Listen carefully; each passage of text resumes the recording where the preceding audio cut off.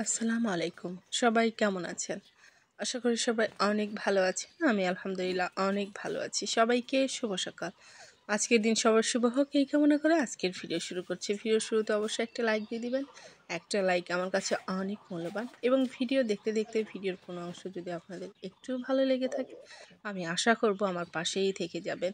কারণ আপনারা আমার পাশে না থাকলে এগুলো একদমই সম্ভব না। আর অনেকটাই স্লো হয়ে গেছে। অনেক দিন ধরেই বলতেই আছে আমি একই কথা।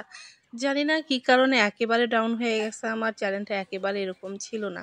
মনে হচ্ছে যে আস্তে, আস্তে ঠিক হবে কি? এখন মনে হচ্ছে যে আরো খারাপ অবস্থায় যাচ্ছে আমি জানি না। আর কি আর করব? ভিডিওতে আসলে ভিউ না হলে কিন্তু একটু ভালো লাগে না। তারপরেও তো চেষ্টা করছি প্রত্যেকদিন কিছু না কিছু একটা না একটা ভিডিও দেওয়ার জন্য। শর্ট ভিডিওগুলো কোনো রকমে চলছে কিন্তু লং ভিডিওগুলো একদমই চলছে না। মনটা একটু খারাপ। তারপরেও দিচ্ছি। আ আপনারা যদি লাইক কমেন্ট না করেন আমার রিচটাও একদম বাড়বে না। তো আশা করব যারা আমার ভিডিও দেখছেন এখন পর্যন্ত লাইক দিতে ভুলে গেছেন অবশ্যই একটা লাইক দিয়ে দিবেন। কারণ আপনাদের একটা লাইকের জন্য আমার চ্যানেলের রিচটা অনেকটাই বেড়ে যাবে।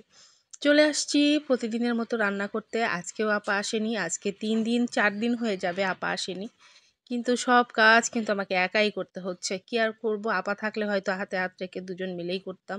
যার জন্য দেখা যায় একা, একা কাটাকুটা করতে, করতে অনেক বেলা হয়ে যায়। আজকে বাসি উঠানটাও ঝাড়ু দেইনি। শুধু ঘরটা ঝাড়ু দিয়ে বাইরে বের হয়ে হাত মুখটাও ধুইনি।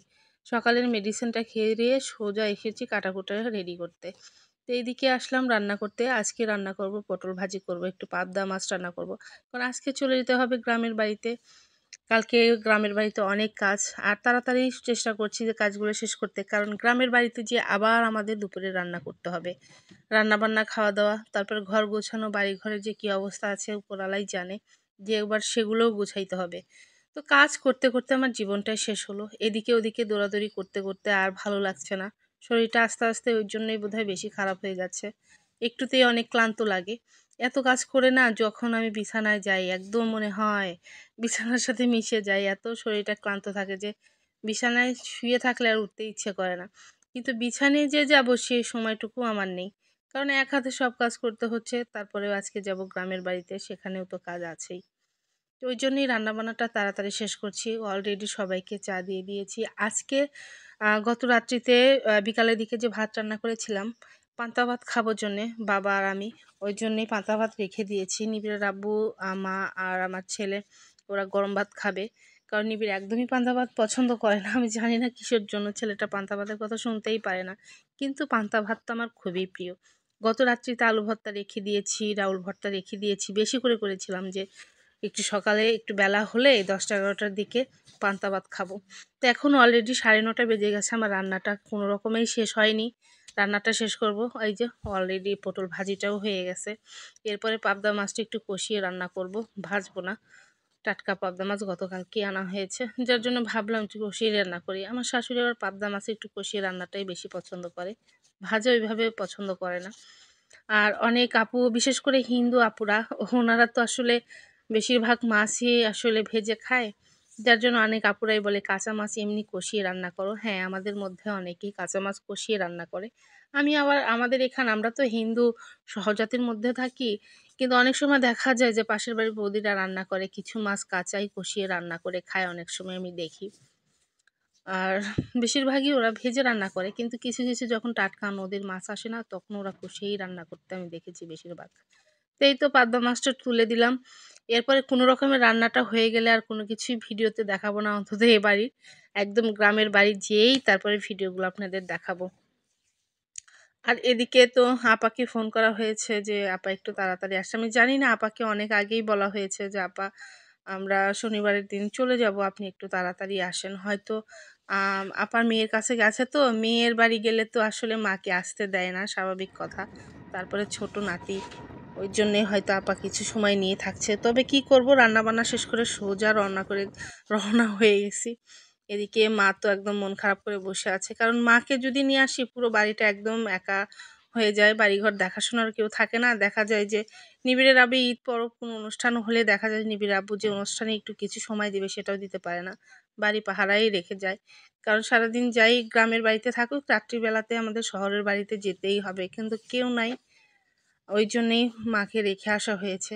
আর এই তো এই গ্রামের এই রাস্তাগুলো এত ভালো লাগে, দু চার সাইডেই হচ্ছে বিশাল চাষের মাঠ, পুরো ধান ক্ষেত, ধান বের হয়ে গেছে। অনেক জায়গাতে ধান পাকাও শুরু হয়ে গেছে, মাশাআল্লাহ দেখে তো খুব ভালো লাগছে। নতুন ধানের গন্ধ আসলে সেন্টের যে আলাদা একটা মাধুর্য, আমার যে এত ভালো লাগে কি আর বলবো।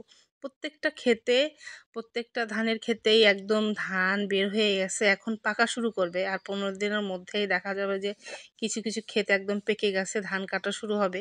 তো পিছনে একটা ক্ষেতে দেখলাম আমন ধান পানিতে একদম পেকে গেছে, সেগুলোই উঠাচ্ছে, দেখে অনেকটা ভালো লাগলো। এই তো যাচ্ছি গ্রামের বাড়িতে। আর জানি না কদিন থাকবো। হয়তো এই সপ্তাহখানেক থাকতে পারবো কিনা আমি জানি না। তবে এটা তো একদম কালকে থেকে তো নিবিড়ের ক্লাস শুরু হয়ে গেছে। নিবিড়ের পরীক্ষাটাও দিতে পারলো না, মাসিক যে পরীক্ষা সেটাও দিতে পারলো না। কি করব, গ্রামের বাড়িতে একটা ছোটোখাটো অনুষ্ঠান আছে নিবিড়ের।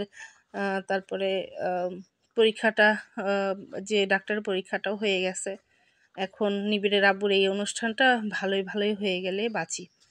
আর এই তো বাড়িতে এসেই দেখি যে পুরো গাছে একদম আমগুলো ঝরে পড়েছে। এই আম্রপালি গাছে এত পরিমাণ আম আসতো প্রত্যেকবারে, কিন্তু এবার খরাতে সব গাছের আমই যেন ঝরে পড়ছে। তো মোটামুটি আছে, আল্লাহর যে অবস্থা, যার রেজেকে যেটা থাকবে সেটা তো থাকবেই, আর যেটা রেজেকে নাই সেটা তো চলেই যাবে। তা আল্লাহ অনেক দিয়েছেন আলহামদুলিল্লাহ। গাছে মাশাআল্লাহ অনেক ডালিম ধরেছে, কিন্তু এসেই দেখছি ডালিমগুলো ইঁদুর ধরেছে, প্রচুর ইঁদুর খাচ্ছে। কাঁচা ডালিমগুলো ইঁদুরে তো খেতেই পারছে না, কুচি কুচি করে ফেলে নষ্ট করে দিচ্ছে। তো পুরো টিউবওয়েল পাড়টা সব কিছু একদম ধুয়ে মুয়ে নিয়েছি। নেওয়ার পরে উঠানটা এখনও ঝাড়ু দেয়নি, ঝাড়ু দিতে হবে। আর বাহির সাইডটাই তো পাশের বাড়ি ভাবিকে বলে রেখে দিয়েছিলাম, মাশাআল্লাহ অনেক সুন্দর করে ঝাড়ু দিয়েছে, অনেকটা ভালো লাগছে। আর পুরাতন পুকুরে আমাদের পানি সেচে কাদামাটি বের হয়েছে, দেখছি পাড়ার সবাই কাদামাটি নিয়ে যে যার মতো বাড়িগুলো সারছে। আর এখানে তো আমার আলোক চুলা নেই, ভাবছিলাম যে যদি থাকি কদিন, তবে গতকাল বলছি, আগামীকালের কথা বলেছি যে ভাবি কইদের দেখেন মাথায় করে করে কাদামাটি নিয়ে আসছে। দেখে এত ভালো লাগছে, মনে হচ্ছে আমি নিজে নিয়ে এসে একটা চুলা বসাবো। আমি অবশ্য চুলা বসাবো, আলোক চুলা উঠানে রান্না করার জন্য বসে থেকে। আর ওই কোনায় তো আমার রান্নাঘর আছে, বৃষ্টির সময় দেখা যায় ওখানে যেতে ইচ্ছে করে না, কিন্তু মাটির চুলায় রান্নার স্বাদ কিন্তু অনেকটাই আলাদা। এই তো এসেই দেখেন রান্নাবান্না বসিয়ে দিয়েছি। একটা তেলাপিয়া মাছ ছিল, সেটাই রান্না করছি। টমেটো পেস্ট করে, কাঁচা টমেটো পাটায় বেটে, সব মশলা পাটায় পিষলাম, পিষে একদম সুন্দর করে রেডি করে নিয়েছি। অলরেডি আমি বসিয়ে দিয়েছি। এরপরে বাইরে শুধু উঠানটাই আছে। তো উঠানটা ঝাড়ু দিলেই মোটামুটি আমার কাজ শেষ হয়ে গেছে। আসছি, আসার পরে ঘর টর সব কিছু ঝাড়ু দিলাম। তারপরে এই যে এখানে টিউবওয়েল পাড়টা সুন্দর করে পরিষ্কার করে নিলাম।